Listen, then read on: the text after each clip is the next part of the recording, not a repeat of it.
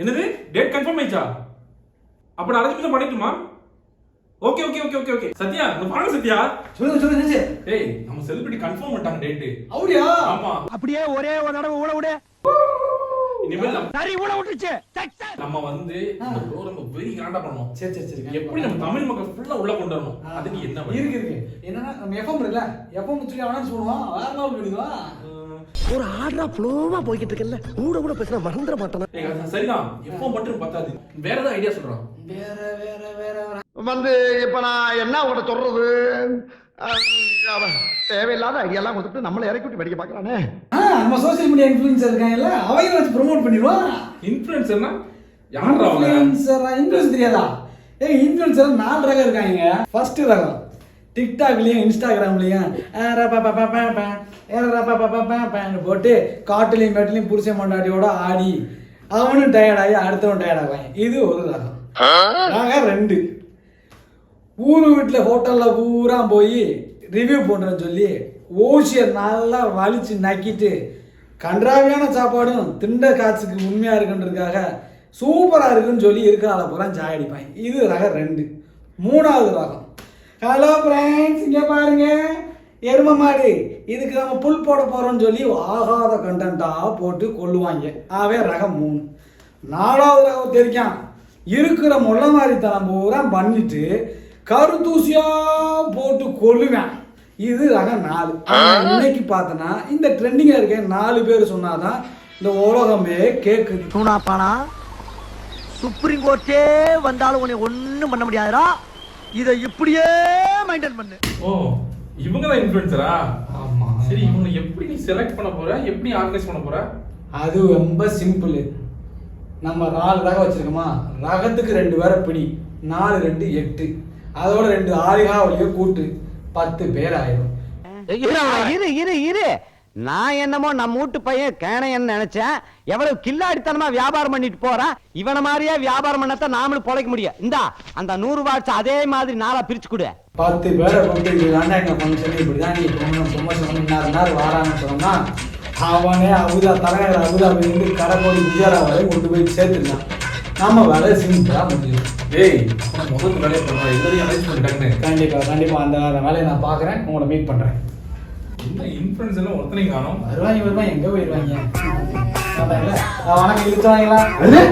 Influencer அம்மா எதுக்கு வர சொன்னீங்க? அதாவதுங்க துபாயில் வந்து நாங்கள் ஒரு ஃபங்க்ஷன் நடத்துகிறோம்.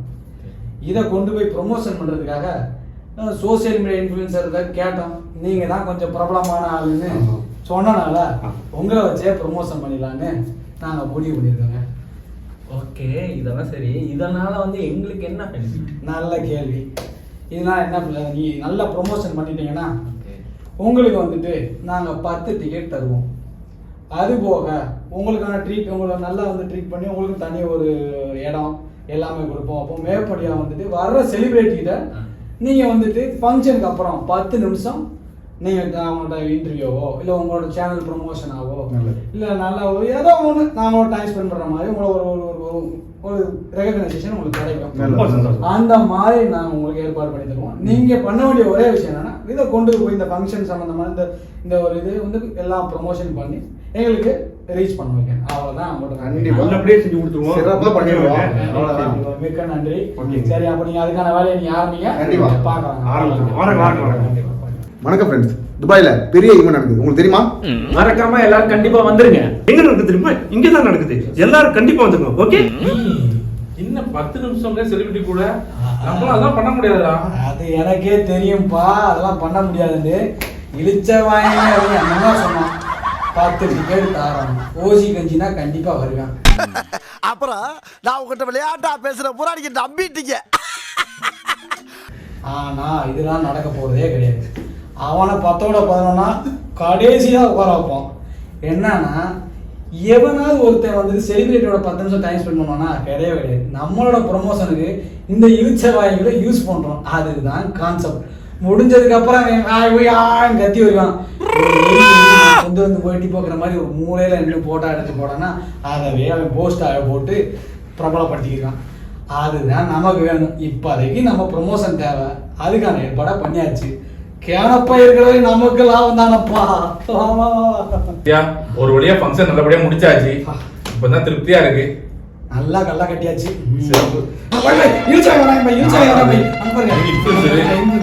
ஏங்க செலிபிரிட்டி கூட ஒரு 10 நிமிஷம் போட்டோ தரேன்ட்டு ஒரு செல்ஃபி கூட எடுக்க இல்லைங்க. நியாயமாங்க அது? ஏங்க அதை விட வந்து டிக்கெட்டே வந்து காசு கொடுத்து தானே போனோம் தெரியுமா? அது வேற பரவாயில்லப்பா, போய் ஒரு மதிப்பு மரியாதை கொடுக்கலப்பா. இது என்னப்பா இது? ஏங்க இதெல்லாம் நியாயமாங்க? உங்களுக்கு ஒண்ணு தெரியாதா? என்னது? நாங்க எப்பவுமே இப்படிதான் பண்ணுவோம். கேனப்பையில லிஸ்ட் எடுத்து கடைசி ஏமாத்தி மட்டும் மசாலா எடுத்து அப்புறம் போயிடும். திரியிறீங்களா நீங்க? போயிடும்.